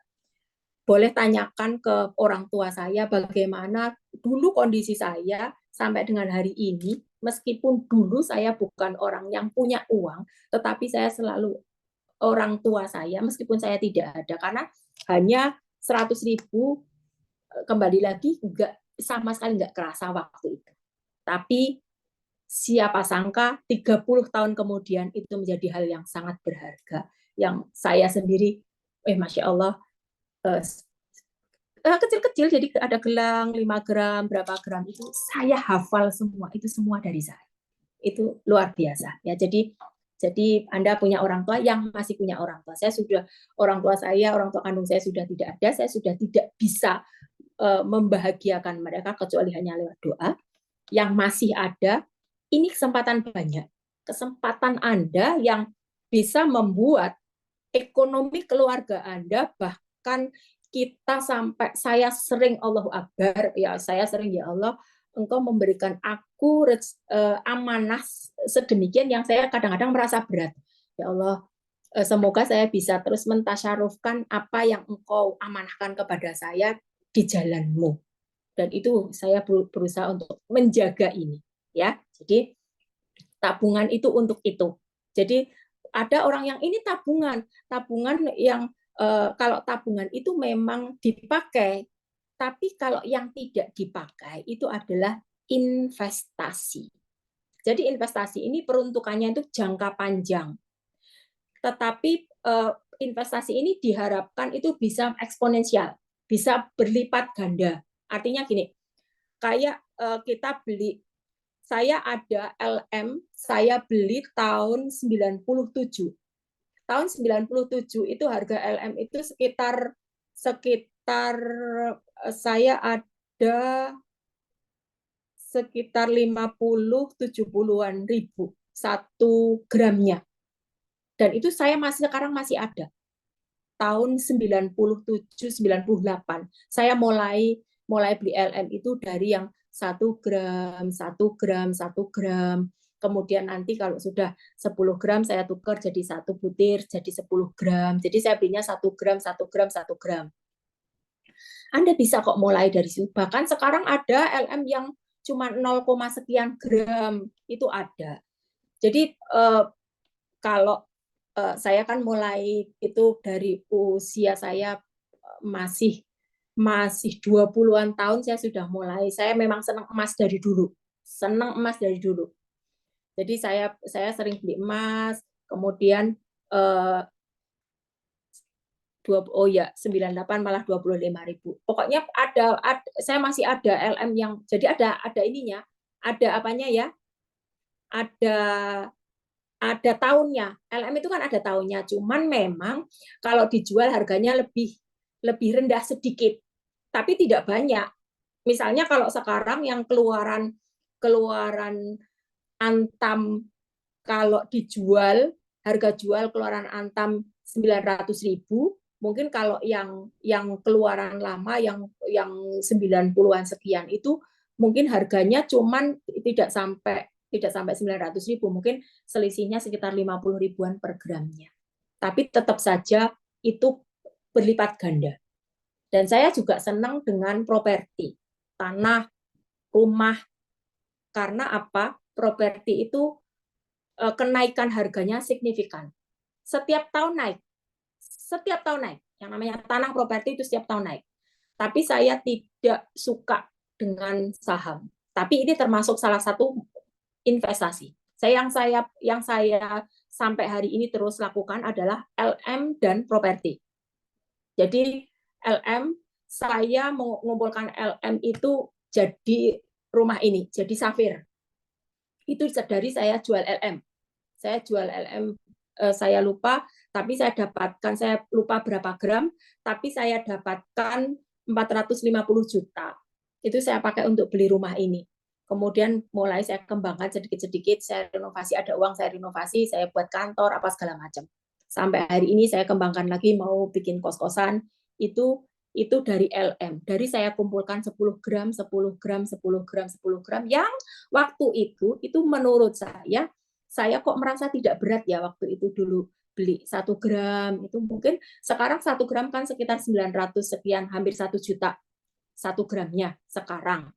Tapi dulu saya merasa beli LM itu tidak seberat kalau sekarang, maksud saya. Nah, tapi sekarang kerasa banget beli LM 5 gram 5 juta. Itu kerasa. Tapi saya merasa dulu kok saya dulu kerasa beli LM kok nggak itu ya. Jadi saya dan luar biasa ya. Saya kan beli LM, seringnya kan beli karena LM terlalu naik, saya berani beli logam mulia itu lewat BSI itu angsuran loh. Jadi di awal harganya sekian, terus nanti diangsur 24 bulan. Nah, suatu ketika saya pernah beli LM harga beratnya 50 gram. Nah, waktu itu 50 gram itu kalau dijual itu sekitar 40 juta, saya lupa. Nah, 40 juta 50 gram. Kalau sudah lunas, biasanya petugas dari bank itu datang mengantar LM yang sudah lunas ini. Ibu di rumah enggak? Hari ini saya mau ngantar LM ibu yang sudah lunas. Biasanya dari petugas BSI itu begitu. Terus ada pas petugas BSI datang, kakak saya datang dari Wonosobo. Kakak saya datang naik mobil Datsun apa gitu. Mobil lama lah. Mobil lama dan itu baru. Mobil bekas, dia baru beli mobil bekas terus dibawa ke Purwokerto. Ceritanya arep pamer karo adine. Itu kakak saya. Dah begitu saya tanda tangan, ada kakak saya di situ. Tanda tangan penerimaan LM itu 50 gram ini. Terus udah pulang, kakak saya bilang, kurang ajar ya, aku rene arep pamer mobilku anyar, jebule malah aku dipameri emas 50 gram. Yang harga emas itu, yang sekecil itu bisa beli mobilnya dia 2 biji. Jadi itu hal-hal yang lucu, menggemaskan, tetapi Mbak Endah guyu. Tapi itu seru. Ya, jadi sekali lagi tidak meremehkan hal yang remeh. Jadi mulai ya, yang belum mulai emas itu terutama LM ya, LM asalkan jangan beli bulan ini dijual bulan depan ya percuma. Kalau memang kita mampunya membeli 1 gram ya 1 gram. Kalau belum nabung aja dulu. Nabung, oke, nabung berarti nanti kalau saya sudah 10 gram saya mau belikan emas. So intinya Anda menuju pada investasi. Jadi tabungan itu untuk yang sudah jelas. Nabung dulu untuk investasi juga saya lakukan. Jadi investasi itu berasal dari tabungan. Betul-betul berada dari mulai nabung, kemudian setelah terkumpul saya bisa beli ini, beli itu, beli ini, beli itu. Dan jangan lupa ketika Anda mau meningkatkan ekonomi keluarga, jangan pernah lupa harus ada peningkatan. Artinya, Anda tahu aset Anda tahun ini berapa, apa saja. Dan tahun depan Anda mau aset saya harus bertambah, paling tidak 25%, atau 10%, atau 5%. Yang penting bertambah. Yang penting bertambah. Atau tahun depan Anda tidak punya hutang, pun sama dengan aset Anda bertambah. Intinya harus ada perubahan ekonomi dalam setiap tahun. Jangan stuck, jangan tetap. Artinya tahun ini tidak nambah rumah, tapi jadi punya tabungan. Tidak nambah aset, tapi jadi tidak punya hutang. Itu sama. Artinya ada peningkatan. Karena di awal saya begitu. Di awal saya dulu punya hutang. Berikutnya tahun depan saya nggak boleh punya hutang. Setelah saya tidak punya hutang, berikutnya saya harus nambah aset. Dan hari ini saya setiap tahun nambah rumah. Sudah dalam waktu berarti 5 tahun ini tahun yang ke-6. Mulai dari saya beli di Puri Intan, ini rumah yang kedua. Kemudian yang ketiga saya beli di Wonosobo, yang keempat saya beli di Jogja. Kemudian saya tidak bermaksud ini ya. Ini manajemen yang betul-betul saya kelola dengan sangat disiplin, bukan disiplin tok, sangat disiplin. Tahun ini saya mulai sudah proses dan nanti akan serah terima kunci apartemen di Ciracas, Jakarta. Nanti kita kalau ke luar negeri dan butuh menginap, kadang-kadang kita di Cengkareng itu pulangnya tengah malam. Tidak ada transportasi malam itu untuk ke Jawa, untuk ke Jawa Tengah dari Jakarta. Ada tempat meskipun uyel-uyelan, ada tempat di Jakarta. Jadi itu saya ada pikiran, saya kepingin ada tempat karena nextnya Zidane itu ketika saya ngobrol ini tadi saya sampaikan ya harus ada komunikasi dengan pasangan. Komunikasi dengan pasangan itu tidak hanya pasangan, tetapi anak-anak, apalagi anak-anak yang sudah mulai besar, itu juga bisa menjadi tempat sharing kita. Jadi Zidane itu sudah sampaikan, saya besok kerjanya di Jakarta. Saya besok begini. Jadi itu membuat saya terpacu untuk, oke, saya siapkan tempat di Jakarta. Karena next, dia mungkin akan kesulitan, semakin banyak populasi, semakin kesulitan untuk mendapatkan tempat di Jakarta. Jadi kalau paling tidak, kalau ada, berarti dia melangkahnya itu sudah tidak dari 0, tetapi dari +1 atau +2. Saya sudah selalu sampaikan pada Zidane. Kalau kamu tidak seperti mama. Kalau mama dulu memulainya dari minus. Karena saya memulainya dari tidak ada apa-apa, bahkan aku punya hutang 200.000 dulu. Jadi saya memulainya dari hutang, artinya saya memulainya dari minus. Kalau kamu memulainya dari plus, saya bilang sama Zidane. Jadi kamu harus bisa membuat ekonomimu sekarang ini, ekonomimu tidak menjadi ekonomi yang di bawah garis kemiskinan. Saya kemarin tanya, saya sidang anak-anak saya. Ayo, ini sudah 1 tahun kita evaluasi. Berapa tabunganmu, kakak sama adik. Saya bilang, kamu ada berada di bawah garis kemiskinan, saya bilang gitu. 1 tahun yang lalu saya bilang gitu ke anak-anak saya. Kamu berdua ini berada di bawah garis kemiskinan. Kaget deh. Waduh. Mama ini loh. Mak jelek. Loh, kan ada mama. Itu ekonomimu. Kalau mama beda lagi. Kalau mama sekarang, mama sudah bisa bilang, mama sudah bebas finansial, Dek.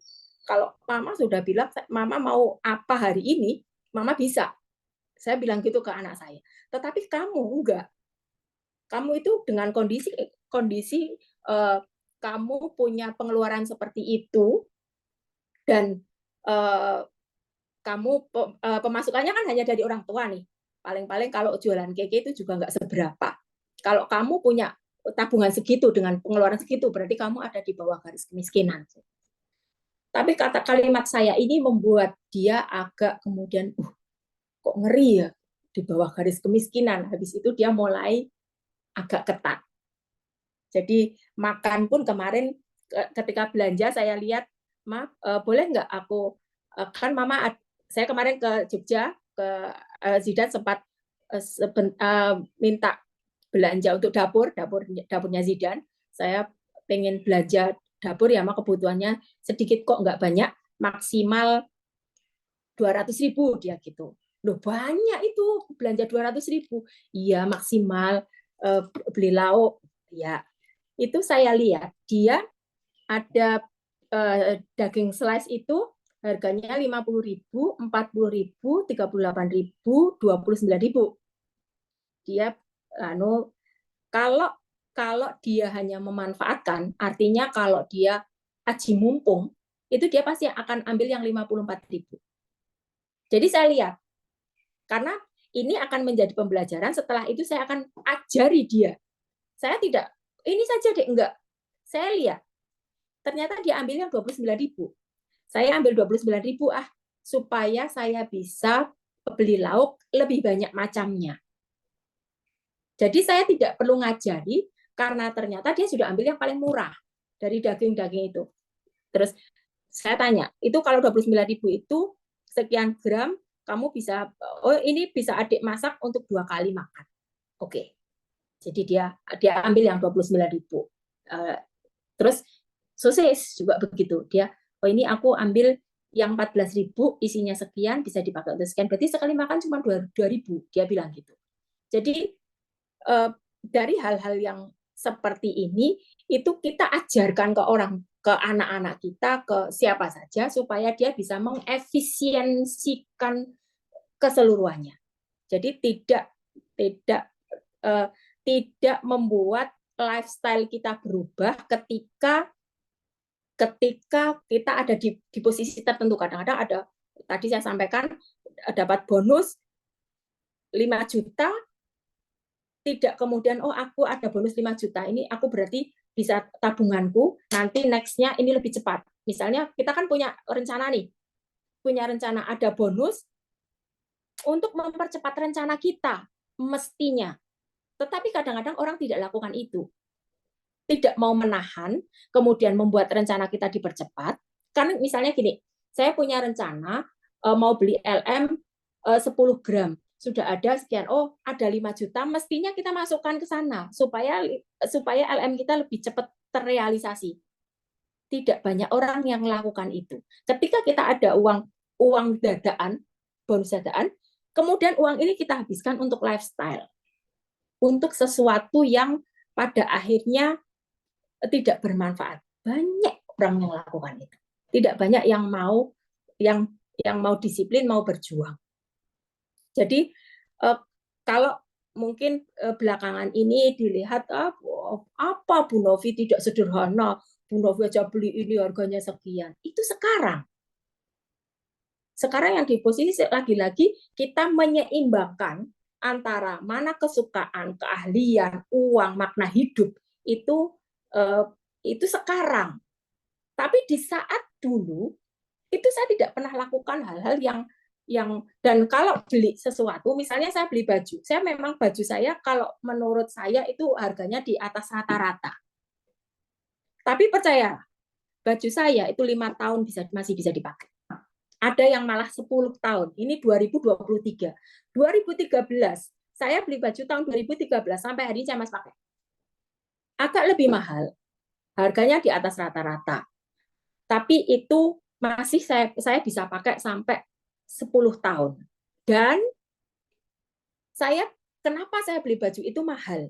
Baju itu ukurannya size-nya itu S. Itu membuat saya untuk tidak merubah berat badan. Jadi saya jaga. Kelambiku larang. Nek aku size berubah, maka kelambiku ini tidak bisa dipakai dan saya harus mengeluarkan uang sangat banyak. Jadi banyak, kemudian akhirnya itu sambung menyambung. Oh, berarti gaya hidup sehat, berat badannya tetap di angka 56, tidak naik, tidak turun, ataupun kalau turun tidak masalah, jadi 55, 54. Tapi jangan sampai 58. Jangan sampai 60 apalagi, karena bajunya jadi tidak nyaman. Jadi semua sambung menyambung pada akhirnya. Oke, lanjut. Tabungan peruntukannya untuk jangka pendek sampai menengah. Jadi ini liburan itu sangat penting. Saya tidak pernah tidak liburan. Tidak pernah. Dari zaman dulu saya nggak punya duit, saya tetap liburan. Tetapi ada levelnya. Kalau dulu saya liburannya ke Jogja, Parangtritis, itu sudah sangat menyenangkan. Tapi sekarang pun sebetulnya sangat menyenangkan. Saya kemana saja. Yang penting bisa benar-benar yang main, makan, foto-foto. Itu sudah sangat oke. Dan itu kita selalu sparekan. Betul-betul saya sparekan untuk ada di sana, untuk selalu liburan. Tidak setiap tahun sekali, 1 tahun saya bisa liburan 2 kali. Itu memang ada spare dananya. Jadi saya punya spare dana untuk liburan, untuk baju, untuk yang lain-lain ada di buku pengeluaran itu ada. Saya sparekan untuk tabungan. Itu tabungan. Kemudian kalau investasi itu LM, tanah, properti itu dari tabungan yang saya, ini tabungan dulu, nanti masuk ke investasi. Kemudian dana darurat. Simpanan yang diperuntukkan untuk hal-hal yang di luar kendali kita. Dari dulu saya punya, kalau dulu saya mulai dari 20.000. Dana darurat ini mulai dari 20.000, terus 50.000, 100.000, dan dana darurat ini betul-betul saya sampai hari ini belum pernah saya pakai. Dalam seumur hidup saya mulai punya dana darurat itu mulai tahun 95. Begitu manten anyar, saya punya dana darurat 20.000 per bulan. 20.000 loh. Kecil ya, 20.000. Tapi percayalah sampai hari ini ada sekitar 300 juta dana darurat ini. Dari 20.000 saja. Saya tidak pernah pakai uang itu.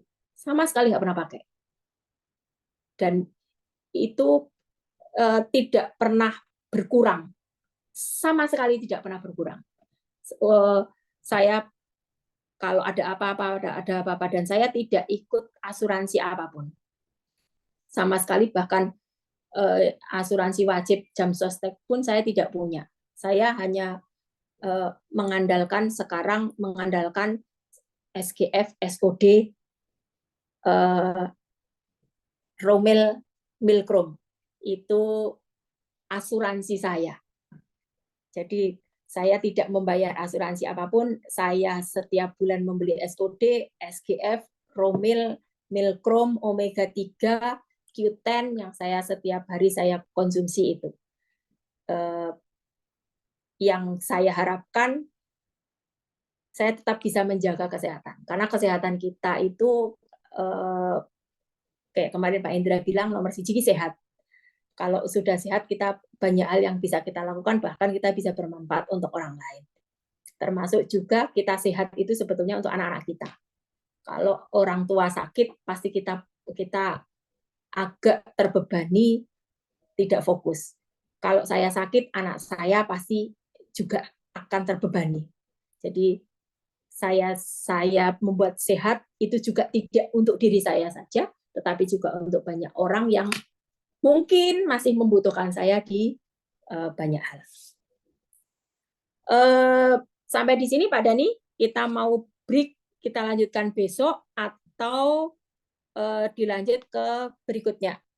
Saya ikut Pak Dani, ini sudah ada yang live, berarti kan sudah terlalu lama. Iya, saya rasa break dulu aja Bu Novi. Yes. Ya, break dulu sambil teman-teman nanti buka catatannya, dibaca-baca lagi. Besok hari Senin kita ada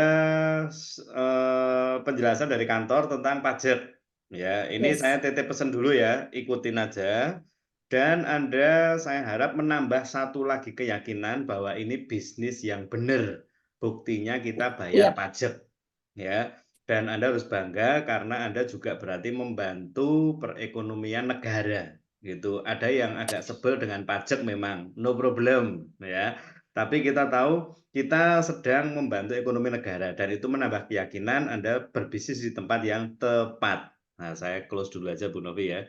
Catatan untuk yang ini, banyak, saya harap Anda sendiri yang bisa menggali tentang tabungan, lalu investasi, lalu dana darurat.